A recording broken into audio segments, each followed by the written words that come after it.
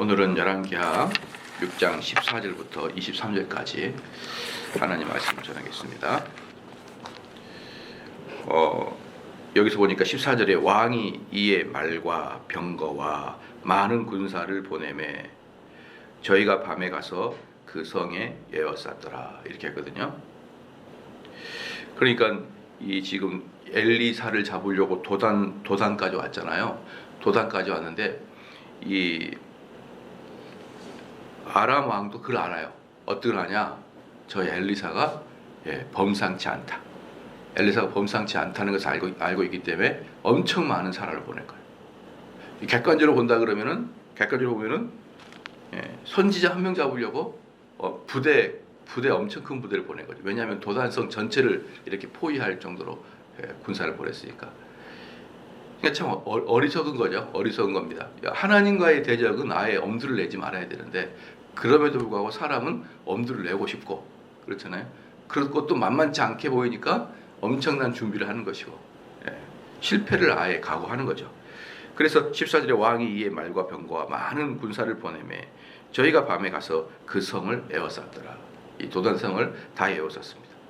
그래 아침이 됐죠. 15절에 하나님의 종의 수종들은 자가 일찍이 일어나서 여기서 이제 수종들은 자라고 말할 때 이 수종들은 자가 게하시가 아닐 거예요. 왜냐하면 게하시는 지금 문둥병에 걸려 있으니까. 그래서 게하시라는 그 근거는 없고 정황상 봐도 게하시는 아닌 것 같다.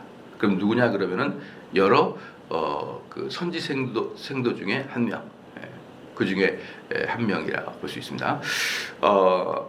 군사와 말과 병거가 성을 에워쌌는지라 그 사환이 엘리사에게 고하되 내 주여 우리가 어찌하리까.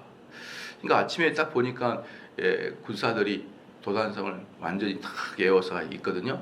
그러니까 이제 이 사람은 당연히 이 어찌하리까 큰일 났습니다. 이렇게 이야기합니다. 그런데 왜 이 사람은 이렇게 하느냐? 그 모든 사람 여기서 보면 엘리사만 빼고 모든 사람들은 항상 문제의 현실을 보는 거죠. 현재 상황.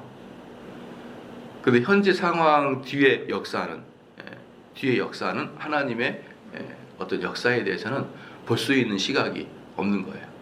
보편적으로 그렇습니다. 여기서 이 사환조차도 선지생도잖아요. 우리 요즘으로 말하면 목사님인 거죠. 목사님 요즘 말하면 신학생이라기보다는 목사님이라고 보면 돼요. 그런데 이제 그 선지생도도 현실에 대한 그걸 보는 거지 그 뒤에 역사하는 하나님의 능력을 사실은 보지 못합니다.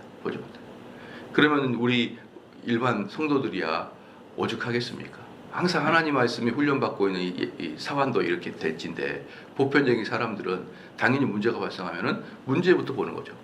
그 문제 너머에 여호와의 손길을 보지 못합니다. 보통. 그렇기 때문에 만약에 그 믿음의 눈으로 볼 수 있는 사람이다 그러면 우리의 그 생사화복이 하나님께 달려 있다고 보니까 두려워할 게 사실은 별로 없는 거예요. 제가 이렇게 사람들하고 이제 상담을 좀 해보면요, 특별히 이 부부간의 어려운 문제들로 상담을 하게 되면은 무슨 어떤 어려움 속에서도 그들이 가장 괴로워하는 게 뭐냐면은 이 남편이 안 바뀔 것 같은 느낌이 드는 거죠. 이 아내가 안 바뀔 것 같은 느낌, 즉 뭐랄까요, 소망이 없으면 소망이 없어. 내가 지금까지 이 사람하고 한 20년 살았는데 소망이 없는 거예요. 안 바뀔 것 같으니까. 이제 그럴 때쯤에 이제 상담이 들어와요. 이제 이게 정말 여기까지는 목구멍까지는 이혼하고 싶고 이혼은 안 되겠고 이런 식으로 하는데 근데 그 대부분의 내용은 뭡니까? 좌절이에요. 좌절. 이 배우자한테 대한 소망 없음입니다. 그게 만약에 이 사람이 이렇게 살다가도 한 5년이나 10년까지 하다가 바뀌면은 그래도 지금의 고난을 충분히 좀 이기고 가겠는데 도무지 그런 마음이 안 보이는 거예요. 그런 눈이. 그런데 저는 항상 그분들한테 그 소망을 어떻게 주냐면요. 어느 순간에 보면 변해 있을 것이다. 어느 순간에 보면은 두 명이 그렇게 예민하게 다퉜던 부분도 이제 없어질 거예요. 예를 들어서 이제 우리가 고속도로에서 꽉 막히잖아요. 꽉 막혀가지고 이거 정말 답답해 죽겠는데 어떻게 하냐 하는데 어느 순간에 보면은 그 많던 차가 없어지면서 차가 싱싱 달리는 경우가 많거든요. 그 사람이 변할 수도 있고 나도 그 부분에서 좀 덜 예민해질 수도 있게 되는 거죠. 그렇게 되면서 변하는 것이지 배우자가 전적으로 변화하고 그러지는 않아요. 그러니까 배우자도 좀 변하고 나도 좀 변하는 거죠. 그럼 그 옛날에 그 예민했던 부분이 이제 좀 둔해 보이고 배우자도 나를 보면서 그런 느낌이 들기 때문에 이제 뭐가 됩니까? 그 부부간의 어떤 예민했던 충돌은 눈 떠보면 많이 사라져 있네. 많이 사라져 있네. 이럴 때가 분명히 옵니다. 그 대신에 서로 여전히 하나님 말씀을 듣고 그 와중에 있으면 사람이라는 게 타고 태어났기 때문에 금방 쉽게 변하지 않아요. 서서히 변하면서 자기 자신의 그 모서리를 발견하게 되는 거거든요. 그러면서 이제 서서히 이렇게 변화가 돼. 나도 변하고 배우자도 변해 사실. 그리고 나의 시각도 좀 변하고 배우자의 모서리도 좀 변하기 때문에 나중 되면은 별일이 없어질 것이다. 그렇게 제가 상담 많이 해줍니다. 그리고 그렇게 말해줌으로 인해서 이혼의 그 아주 절박한 시기를 살짝 넘긴 사람들은 이제 좋은 관계로 돌아올 경우가 되게 많았거든요. 그래서 사람들은 보면은 지금 현실에 지금 부딪힘, 현실에 지금 어떤 그 뭐랄까요, 아주 그 고통, 이것에서 그 너머의 눈, 하나님이 그 사람을 가지고 나를 어떻게 역사하려고 그 사람을 세워놓는지에 대해서 감각이 사실은 많이 없어요. 근데 저희 같은 이제 목회자들은 그 사람의 당사자가 아니라 삼자잖아요. 삼자이면서 하나님 말씀을 잘 알고 있기 때문에 그 너머를 볼 수 있는 사람은 사실 이렇게 제 3자가 돼야만, 당사자가 되면 잘 못 봐요. 목사도 자기 배우자랑 연결되면 잘 못 보지만 3자이기 때문에 그 사람의 너머를 볼 수가 있는 거예요. 이제 그렇게 되면은 그 말에 권위를 가지고 동의한 사람들은 어떻습니까? 행복한 삶으로 가는 경우가 많은 거죠. 여기서도 보면 어떻습니까? 눈 떠보니까 앞에 아침에 엄청난 어려움과 고난이 눈앞에 확 들어오는데 이 사람은 이 그 도단성을 에워싼 아람 군대가 하나님이 왜 보내주셨는지를 전혀 고려할 생각을 안 하는 거예요. 전혀 고려할 생각 않고 그냥 문제를 보고 아이고 큰일 났다. 얼마나 큰일 났냐면 성경에 이 아가 뭐예요? 고통의 아란 말이에요. 큰일 났습니다. 이거 내 주여 우리가 어찌하오리까. 16절에 대답하되 두려워하지 말라. 우리와 함께한 자가 저와 함께한 자보다 많은 일을 하고. 그러니까 이제 엘리사 같은 경우는 걱정하지 말아요. 그리고 이거예요. 우리 인생이 아무리 고통이 있어도 이 고통보다 훨씬 더 강한 하나님의 손길이 있는 거잖아요. 하나님의 손길이 있지 않습니까? 그냥 그것을 인식할 줄 알고 그것의 경험을 갖고 있는 사람들은 이 땅에서의 닥치는 고통과 문제들을 훨씬 더 부드럽게 넘겨질 수가 있고 그것 때문에 두려워하지 않는 경우가 훨씬 더 많은 거예요. 훨씬 더 많은 겁니다. 17절에 기도하여 가로되 여호와여 원컨대 저의 눈을 열어서 보게 하옵소서 하니 여호와께서 그 사원의 눈을 여심해 저가 보니 불말과 불병거가 산에 가득하여 엘리사를 들더라. 그러면 그 뭡니까? 그 사환이 아니십니까? 아람 군대가 딱 도단성을 포위하고 있는데 이제 하나님께 눈을 열어달라고 하니까 그 도단성 포위하고 있던 그 뭡니까? 그 아람 군대보다 더 강력한 군대들이 위에서 딱 아람 군대들을 노려보고 있는 거예요. 아람 군대 딱 노려보고 있는 거예요. 그걸 딱 바라보니까 사환도 이제 안심을 하는 거죠. 그런데 이제 여기서 문제는 뭐였냐면은 재밌는 게 뭐냐면은 그 불말과 불병거 즉 하늘나라의 천군과 천사들이 원래부터 있었던 거예요. 원래부터 거기에. 근데 사환의 눈에는 안 보였던 것이죠. 그러나 원래 있었던 거죠. 근데 하나님께서 그 소경된 눈을 뜨게 해주사, 하나님께서 그 어리석은 귀를 열게 해주사, 그게 보이게 하고 그게 들리게 하게 하는 것은 하나님의 역사란 말이죠. 원래 있었는데. 그러니까 그 믿음의 눈을 가진 사람들은 삼자는 잘 보이지 않지만 하나님이 나의 인생과 나의 교회를 쫙 끌고 간다는 그런 확신을 가지고 있고 그런 경험을 자주 경험을 해본 사람들은 여전히 하나님이 우리와 함께 계심에 대해서 의심하지 않는단 말이죠. 그럼 하나님 우리와 함께 하심에 대해서 의심하지 않는 자들은 낙담이 거의 없어지는 거예요. 물론 순간적인 낙담은 있겠지만 곧이어 하나님의 역사가 지금 내 눈에 보이는 게 아니라 항상 하나님의 역사는 과거에 해왔던 것을 근거로 내가 그것을 유추하는 거거든요. 과거에 이렇게 해왔던 그 하나님께서 지금도 함께 하시는 하나님을 알고 있기 때문에 하나님에게 의존해봤던 사람들은 그 방식이 날로 더 의존하고 더 선순환적으로 좋아지게 되어야 돼요. 이 반대로 하나님께 의존하지 못하고 계속 발버둥 쳐봤던 사람들은 발버둥만 쳤던 사람들은 또 문제가 오면 발버둥으로 들어가게 되는 것입니다. 그래서 여기서 보니까 눈이 띄어지게 하는 것은 여호와께서 눈을 뜨게 해주셨고 그럴 때야 비로소 사람들을 보게 됐더라 이 말이죠. 18절 말씀에 아람 사람이 엘리사에게 내려오매 아람 사람이 엘리사에 내려온다는 것은 이제 이 도단성으로 물밀듯이 이제 쏟아져 들어온다는 거예요. 한마디로 진군한다 이 말. 진군. 서서히 걸어서 내려온 게 아니라 군사작전 진군해서 들어온다.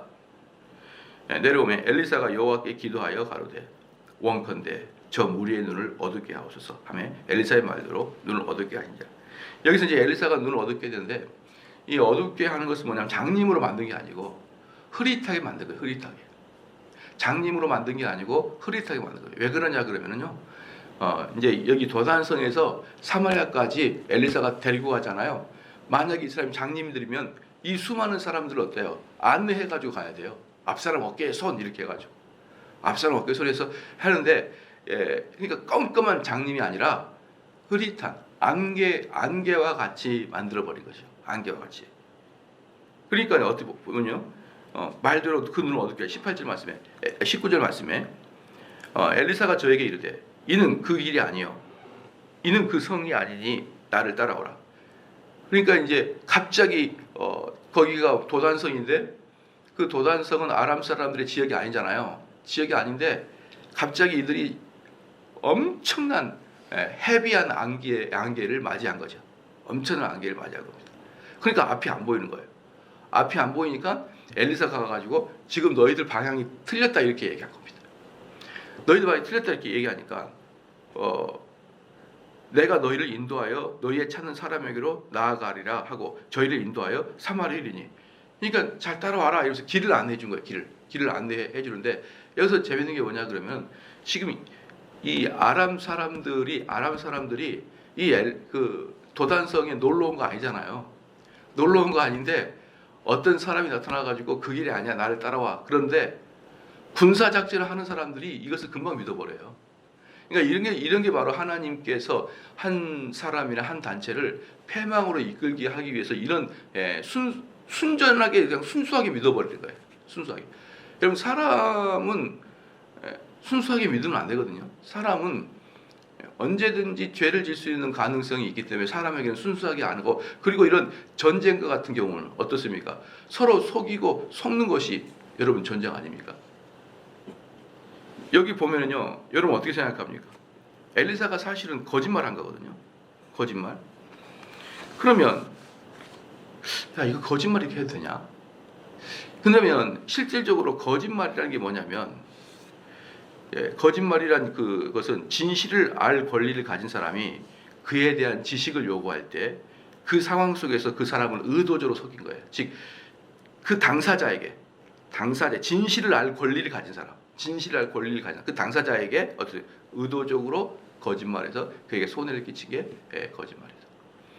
이게 바로 거짓말입니다. 이게 거짓말이에요. 그러면 진실을 알 권리가 없는 사람에게는 진실을 말 안 해도 된다는 거예요. 진실을 알 권리가 없는 사람에게는 진실 말 안 해도 된다. 그렇죠. 예를 들어서 우리가 어떤 사람이 납치를 당했어요. 납치를 당했는데 그곳에서 화장실 좀 급히 가야 되겠다. 도저히 못 찾겠다. 그리고 이제 화장실 통해서 도망갔거든요. 그러니까 그 납치범은 이 사람에게 진실을 알 권리가 없는 사람이에요. 그렇죠. 그런 사람을 속이고 도망가는 것을 나쁘다고 말할 수 없다는 거죠. 그리고 내가 만약에 독립운동군이나 또는 병사인데 상대편에 포로로 잡혔어요. 자, 네 팀도 어디 있어라고 물었을 때 모른다고 말하는 것은 거짓말이 아니라는 거죠. 왜? 그 사람에게는 진실을 알 권리가 없는 자니까. 그래서 정직이라는 것은 진실을 알 권리가 있는 자에게 진실을 말하는 게 정직이지, 아무렇게나 모든 사람에게 다 진실을 말하는 것이 정직이라고 말할 수는 없는 것이죠. 그렇죠? 그러면 어리석은 것이죠.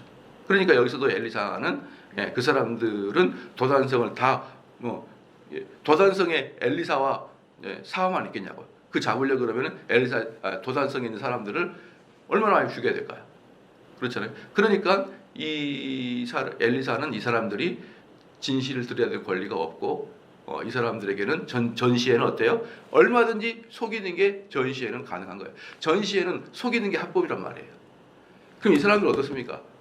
너네 나라 와가지고 너네 땅에 와가지고 왜 잘 모르는 사람의 말을 듣고 따라가냐 이 말이에요. 그러니까 이것은 사람의 기본도 안 돼 있는 거예요. 얘네들은.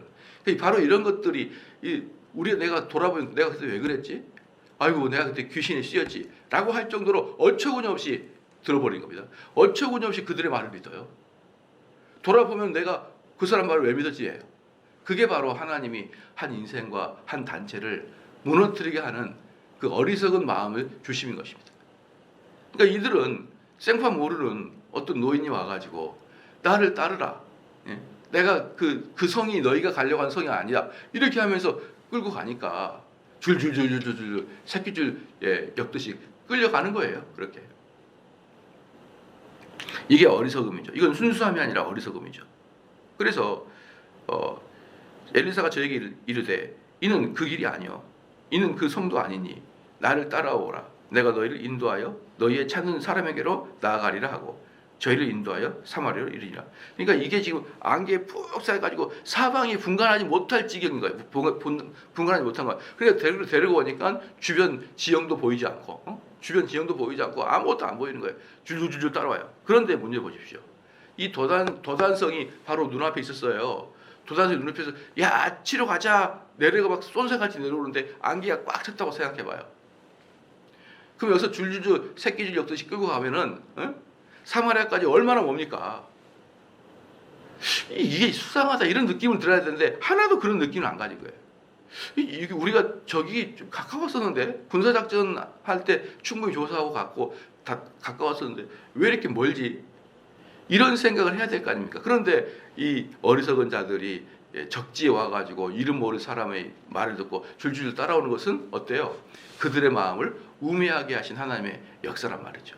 그런 다음에 20절에 사마리아에 들어갈 때 엘리사가 가로되 여호와여 이 무리의 눈을 열어서 보게 하옵소서 하니 여호와께서 저희 눈을 여심해 저희가 보니 자기가 사마리아 가운데. 그러니까 무슨 말이에요? 갑자기 안개가 싹 사라지듯이 눈이 어두웠던 것이 이제 벗겨지는 것이죠. 흐릿하게 보인 것들이, 감춰졌던 것들이 눈에 보입니다. 그런데 보니까 사마리아 한가운데입니다. 이 사마리아가 보니까 북이스라엘 수도예요. 남유다의 수도는 예루살렘이지만 북이스라엘 수도가 사마리아. 그냥 눈을 떠보니까 서울 한복판이에요. 한복판. 아이고야 이제 큰일 났습니다. 21절에 이스라엘 왕이 저희를 보고 엘리사에게 이르되 내 아버지여 내가 치리이까. 그러니까 이제 이 북이스라엘 왕 여호람이 얼마나 그 자기를 죽이려고 매복하고 막 그랬잖아요. 한두 차례가 아니지 않습니까? 자기를 죽이려고 그렇게 매복하고 죽이려고 했던 아람 군대들이 통째로 자기 수도 서울에 와 있으니 얼마나 기뻤습니까? 그러니까 이 이스라엘 왕이 보고 저를 보고 뭐라 합니까? 엘리사를 보고 에게 이르되 뭐라고요? 내 아버지요. 내 아버지야라고 보통 하고 있었던 거예요. 엘리사하고 이스라엘 왕은 아주 친했다니까요. 친했습니다. 왜 친했는지 어저께 말씀드렸죠. 이 엘리사가 왕에게 친하게 함으로 인해서 어떻습니까? 여호와 하나님이 살아계심을 계속 증명시켜주는 게 엘리사의 일이었어요. 엘리야 같은 경우는 왕하고 안 친했단 말이에요. 항상 왕에게 쓴소리하고 왕을 대적하고 왕과 그 신적 능력을 겨눴고 이런 게 엘리야였다면 엘리사는 오히려 왕과 친하게 되면서 하나님의 존재하심을 증명하는 것이죠. 그래서 제가 지난번에도 말씀을 드렸듯이 지금의 눈으로 본다. 만약에 우리의 눈으로 본다 그러면 엘리사는 어영 선지자예요. 어영 선지자. 자기가 잘 먹고 잘 살려고, 자기가 왕에게 권세 좀 얻으려고, 기득권자에게 최고 권세자에게 아부했던 어영이거든요. 근데 사실은 엘리사의 마음과 엘리야의 마음은 이러든 저러든 하나님의 말씀을 전파하겠다. 이 마음이 목적인 것이지, 그 마음이 목적인 것이지 어떤 방식으로 하나님 말씀을 전파할 것이라는 것에 대해서는 사실 큰 관심은 없는 거예요. 큰 관심. 어떤 방식으로 하나님을 전파할 것이라는 것은 큰 관심은 없는데 케이스 바이 케이스, 자기의 은사에 따라서 그렇게 사용하는 것입니다. 그러니까 우리는 어떤 사람을 보고 왜 내가 존경하는 목사님은 이렇게 생각하는데 왜 이 목사님 이렇게 생각하지? 왜 저렇게 차이가 많이 날까? 똑같은 은혜 받았으면 똑같은 형태 나타나는 거 아니야? 아니에요. 은혜를 받아서 나올 때는 자기의 은사대로 나오게 되어 있는 것이죠. 자기의 은사대로. 그렇죠. 그래서 우리는 어떤 사람들의 특별히 사역자의 사역의 형태를 보고 형태 자체를 보고 저게 아닌 게 아닌가 이렇게 쉽게 판단은 하지 마라. 쉽게 판단하지 마라. 그 나름대로의 하나님께서 그게 주신 적정한 은사가 있기 때문에 그 방식으로 어떻게 이러나 저러나 복음만 전파되면은 그 복음 전파를 많은 사람들이 받고 있다 그러면 그걸로 사역은 성공적이라고 볼 수가 있는 것이죠. 성공적이라고 볼 수가 있는 것이죠. 그래서 21절에 이스라엘 왕이 저희를 보고 엘리사에게 이르되 내 아버지여. 그러면서 내가 치리이까 두 번을 묻더라. 두 번.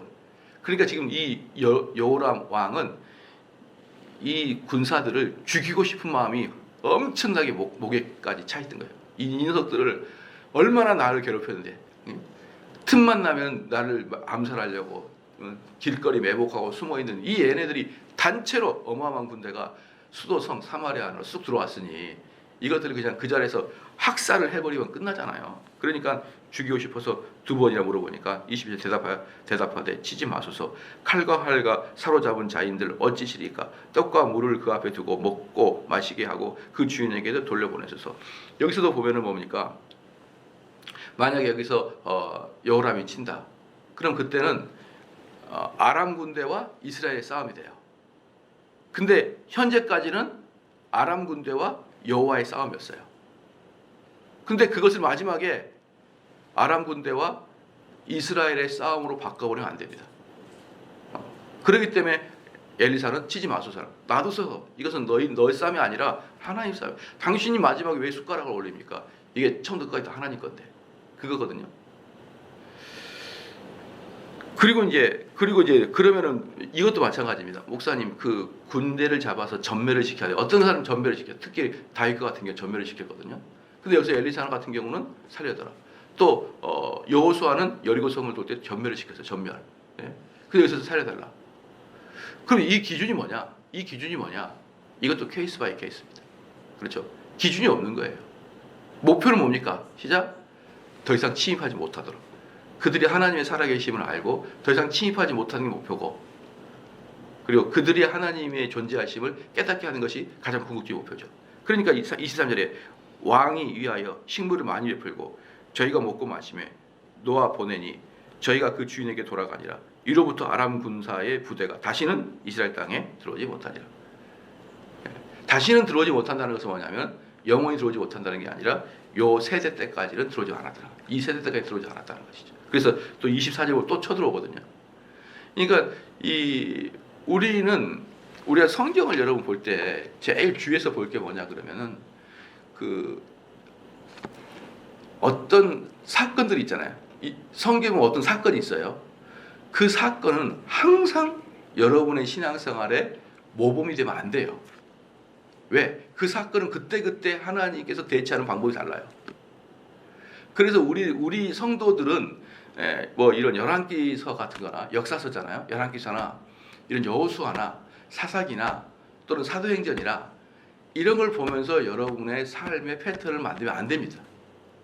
왜? 그것은 하나의 이벤트니까. 하나의 어떤 되풀이할 수 없는 그런 사건들이니까. 그래서 우리는 신앙의 삶의 규범을 잡을 때는 항상 서신서를 봐야 돼요. 바울서신을 봐야 됩니다. 이 바울서신이 바로 우리의 삶의, 우리의 신앙의 규범을 만드는 것은 바울서신을 하는 거예요. 그리고 이제 이런 것들은 하나님의 역사가 이런 식으로 나타나는구나. 이것을 우리는 예화로 보는 거죠. 예화로. 어떨 때는 진멸을 시키기도 하고, 분명히 뭡니까? 여호와의 전쟁이면 어땠어요? 하나도 남기지 않고 다 죽이고 심지어 가축까지 죽여버리잖아요. 전쟁 물자까지 다 불어태워버리잖아요. 왜? 그건 하나님께서 하셨으니까. 하나님께 하심에 대한 고백이에요. 근데 여기서는 모두 다 살려주는 거예요. 다 살려주는 거죠. 그럼 우리는 무엇을 장단을 맞춰야 되느냐? 그게 아니고 그 너머에 있는 그 너머에 있는 그 원리, 즉 하나님을 알게 하는 원리, 하나님을 복음을 전파하는 원리, 그 원리에 맞게 여러분들이 그때 눈치껏 해야 되는 것입니다. 그 원리는. 나는 이 복음, 그래서 어떤 사람에게 복음을 전할 때는 토닥여줘야 되기도 하고, 어떤 사람에게는 선물을 주기도 하고, 어떤 사람은 책망을 하기도 하고, 어떤 사람에게는 강권하기도 하고, 각자 좀 다르는 거예요. 그 상황과 사람의 개인마다 좀 다른 거예요. 나는 무조건 이렇게 해왔다, 이게 없는 거예요. 이게 나는 무조건 이렇게 해왔다 그랬잖아요. 나는 이렇게 해왔다, 나는 이렇게 나는 이런 패턴이다 이러잖아요. 그게 바로 율법주의예요. 하나님의 역사는 우리의 패턴에 얽매이지 않습니다. 하나님의 역사는 내가 하는 선호도에 따라서 달라지지 않아요. 그래서 우리 바울 사도는 어떻습니까? 유대인에게 유대인같이, 헬라인에게 헬라같이 복음을 전했던 거예요. 그때 케이스 바이 케이스 해야 되는데, 사람들은 특별히 이제 자기가 신앙의 경험을 좀 가지고 있는 사람들은 이렇게 해왔었다라고 되게 좋아해요. 나 이렇게 해왔었다. 이렇게 하니까 성공했다. 이제 이렇게 하게 되는 경우가 이제 율법주의로 빠지게 됩니다. 그래서 그런 거 있잖아요. 당대에 성공한 사람이 가장 아들을 힘들게 한다. 자기가 성공해 본 사람은 야, 너 그렇게 하는 거 아니야? 아빠는 이렇게 했어. 그래서 아빠가 해온 것을 막 강요를 하는 거죠. 막 강요를 하면서 집안도 어렵고 자녀들도 어렵게 하는 것이죠. 왜? 율법주의니까. 자기가 율법주의라고 꿈에도 생각을 못하지만 악한 마귀의 그 계교는 우리가 생각하지 못한 곳에 항상 함정을 바라고 우리를 빠뜨리거든요. 나는 이렇게 잘해왔고, 나는 이것이야말로 내가 사랑하는 자도 나랑 똑같이 해가지고 성공하기를 바라는 마음으로 자주 충고하고 자주 권면하는데, 나중에는 그러고 보니까 아이들이 내 곁을 서서히 떠나버려요. 아빠랑 같이 있으면 맨날 잔소리나 하고 내가 하는 일에 대해서는 전혀 존중하지 못하고, 이런 식으로 되면서 아버지 옆에 오면 자석에 N극과 N극이 만나듯이 오면은 도망가고 계속 이 간격이 안 좁혀지고 계속 도망가요. 아빠는 또 자녀랑 대화를 하고 싶으면 자녀는 또 오면 또 오고. 우리 집의 관계가 현재 좀 그렇다 볼 수 있어요. 제가 가게 되면 맨날 문 닫고 나가요. 이런 것만 첫 마디가 문 닫고 나가요. 이것들이 정말 기도하겠습니다.